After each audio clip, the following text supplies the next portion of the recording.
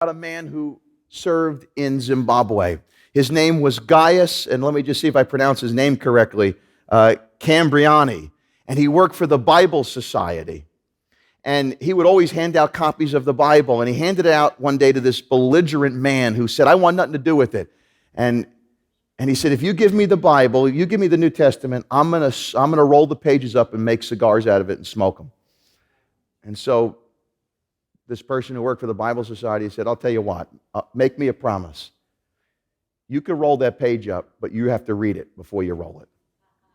So the man said, done, deal. 15 years later, after the men had separated from that encounter, they were at a convention together. They bump into each other. Now, the man explains that he found Christ. He's a preacher and he's an evangelist, and he gets up to speak and address the convention. And he said, 15 years ago, a copy of the New Testament was given to me. I took Matthew, I smoked Matthew, I smoked Mark, I smoked Luke, and when I started to smoke the Gospel of John, I got saved and gave my life to Christ. My life was changed from that moment on. Why is that? Because the Bible is not just a piece of paper. The Bible is the Word of God, living and active and sharper than any double-edged sword, going down to the joint and marrow, as it says in Hebrews chapter 4.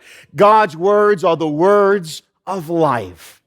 You need these words for substance, for your nutrition. Listen to this very clearly. You need these words for your problems, for your pressures. You need these words for your drama. You need these words for your fears and your frustrations, for your conundrums, for your confusions, for your commitments, for your convictions. You need the Word of God because it is, without a shadow of a doubt, the timeless, infallible oracle from the mouth and heart of God that was written for you and I to process in our life so not only that we could be saved and know Christ, that we can have life change here on this earth.